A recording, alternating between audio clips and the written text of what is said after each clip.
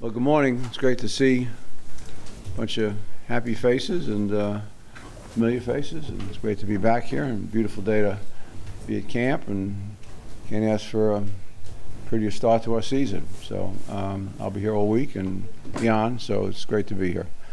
You guys have questions? You want to fire away, and we'll chit chat as long as you like. Sure. Where are you at with the anticipation of this season? With a lot of spending this offseason, a lot of new players, and another draft behind you. Yeah, that's that's probably the most important question. This is the third year of a 3-year plan, and I think what I see that I like a lot is Coach Smith and Terry Fontenot. Laid out a very careful, thoughtful, kind of methodical plan, what they were going to do with the roster going back, several years now. And I think they've been very disciplined, made adjustments along the ways, but basically been very disciplined about moving in that direction. And, our record last couple of years have been, win 7 games, et cetera, lose 10. But, I think we're moving in the right direction.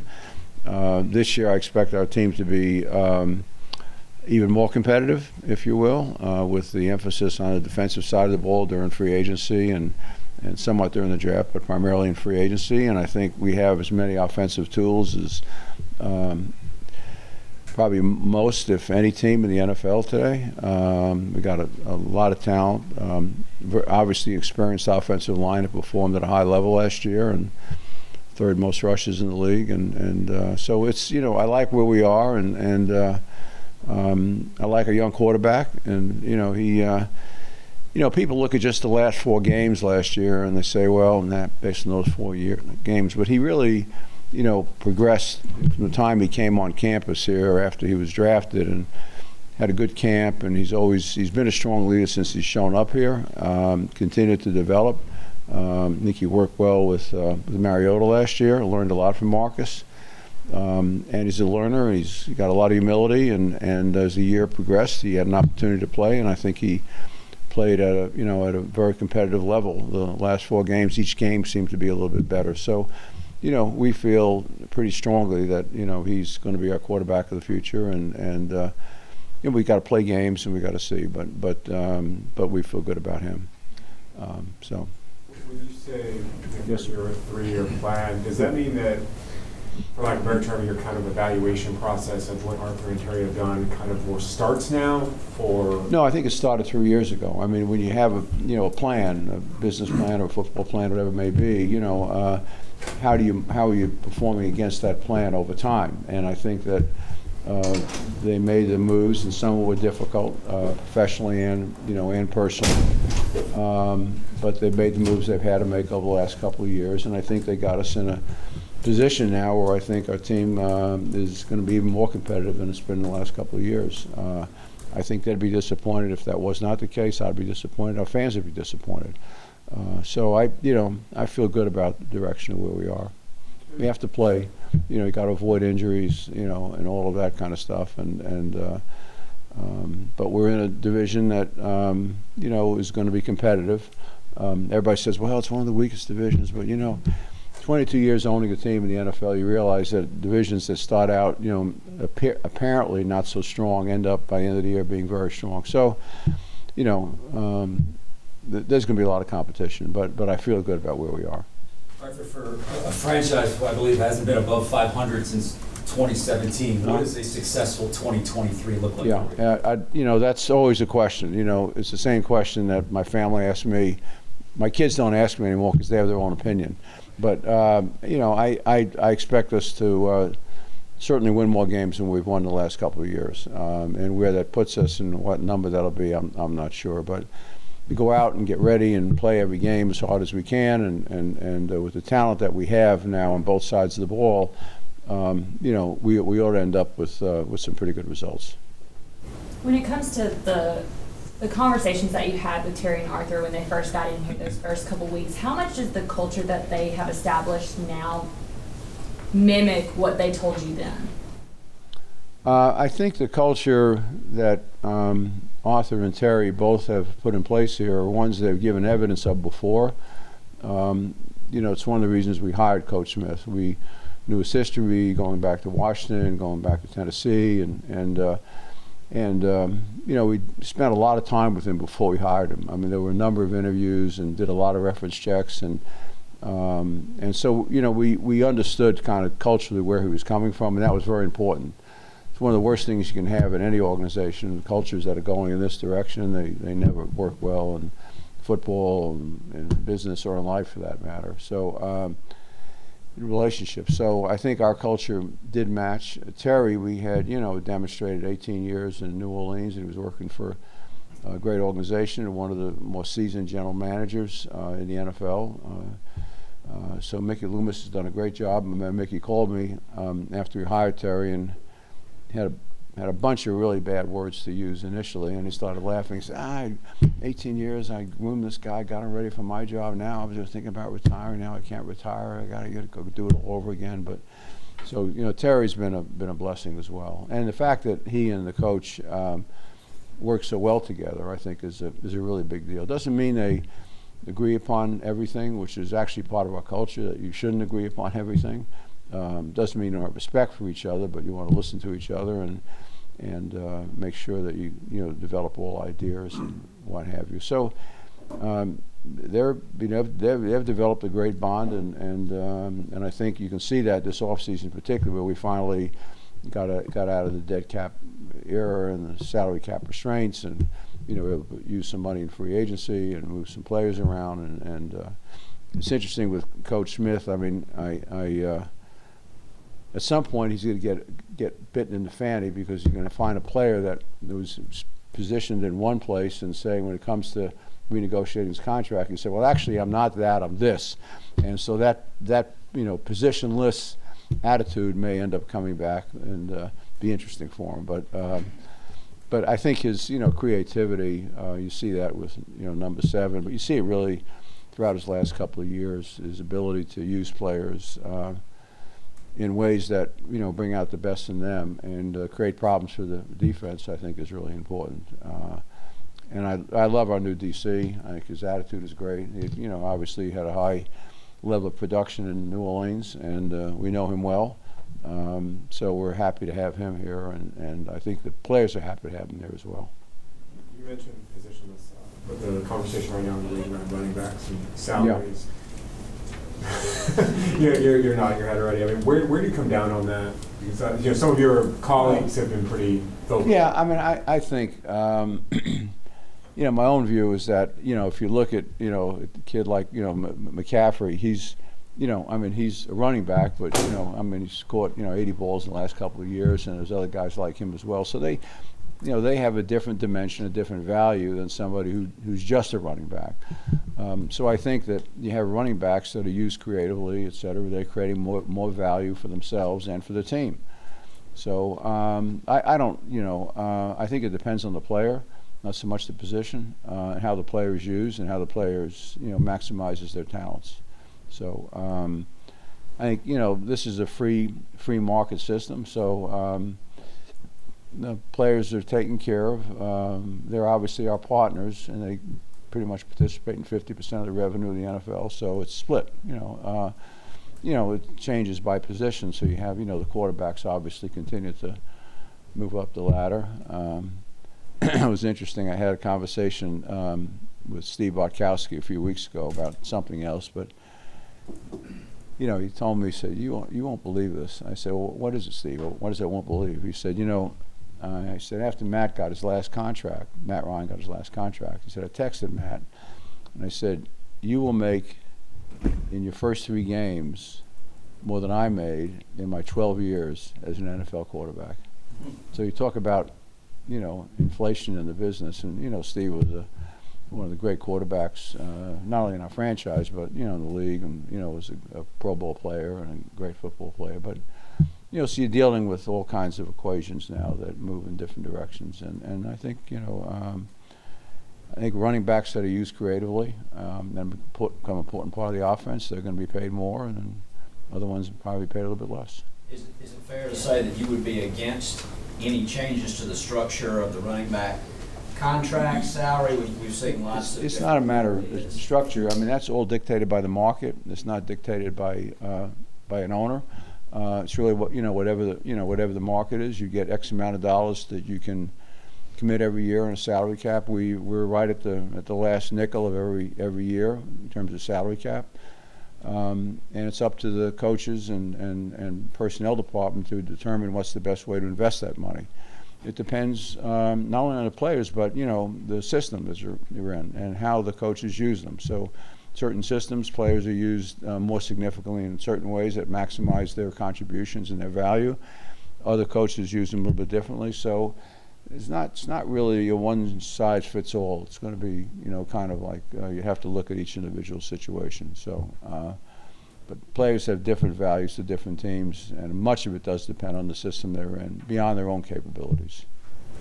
The most valuable position, I think everybody agrees, is quarterbacks. Do you think the quarterback position should have its own separate kind of salary cap structure? Or? No, I don't think so. I mean, I think I understand the question because it puts pressure, if you will, on other players. I think the NFL, it's in many ways it's a quarterback-driven league, although.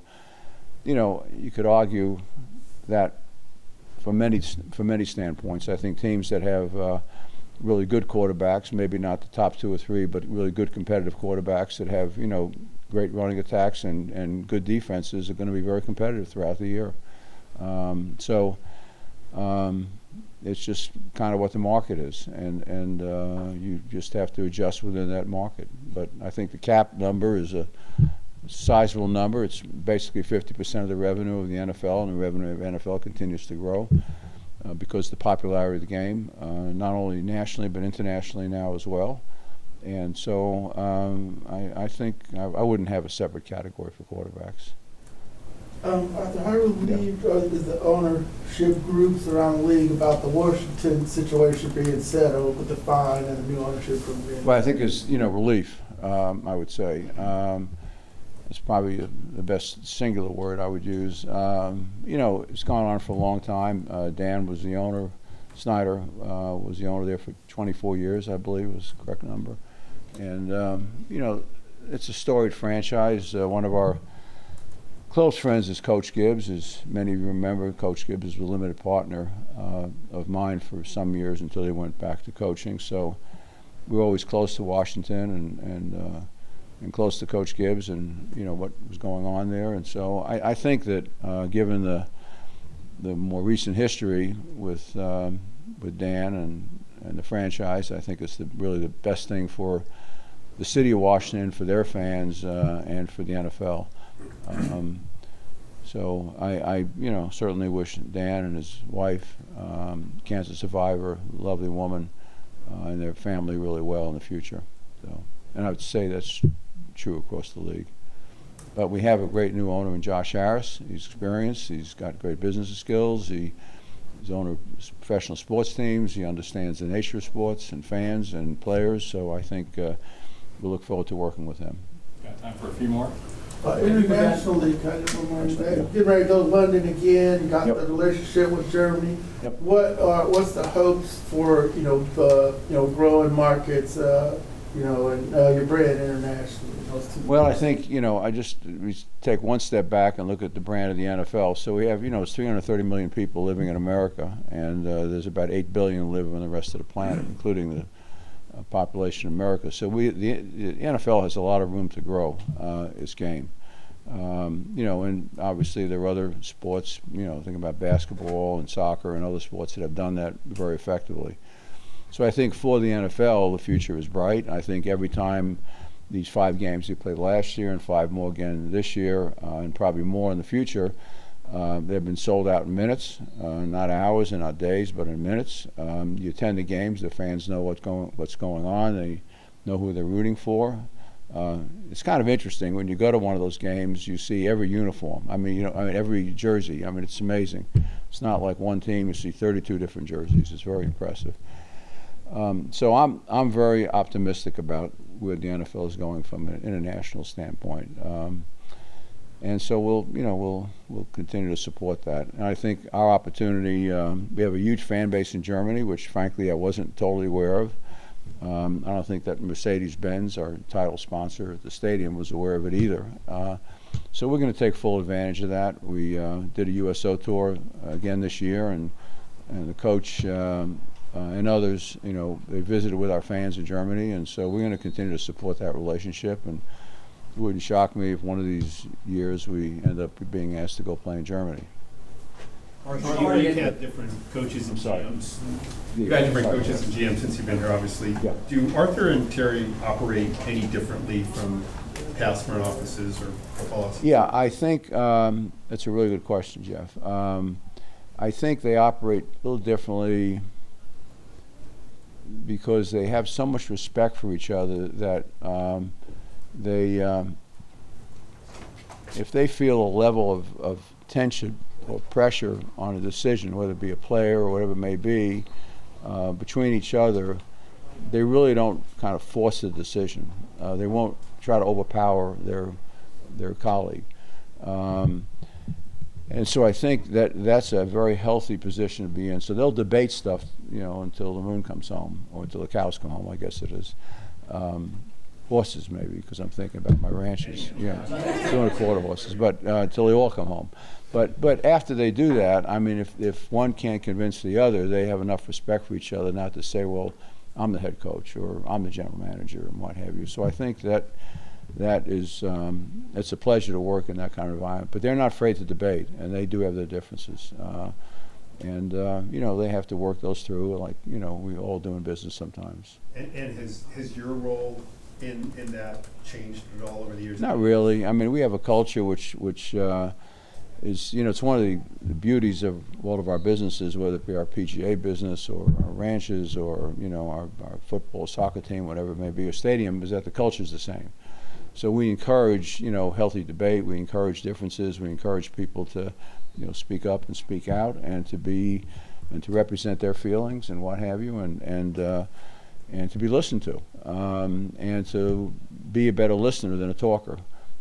So I think it's a comment I made yesterday. The commissioner, Roger Goodell, was kind enough to do a town hall with our associates, and one of the things that Roger does particularly well, in my opinion, that he's a very good listener. So he'll walk into a room, whether it be owners or a committee meeting, and I think our best leaders inside of our organization do the same thing. They may have an informed opinion before they walk in the room, but they're the last one to talk. So they'll listen to everybody else first to understand where they're coming from out of respect, and also to increase knowledge. And then finally they'll say, well, I've listened to everybody, and my opinion is whatever it may be. So I think that there's a lot of that takes place inside of our organization. I certainly think that with the coach and Terry, I see that in lots of meetings, player evaluations, draft meetings, discussions about free agencies. They'll listen to their colleagues and personnel and coaches and what have you before they voice an opinion. Have you started any conversations with Matt Ryan about how he might be welcomed back into the organization? Well, Matt is welcome back in the organization. So Matt, I had dinner with Matt sometime after the end of the season.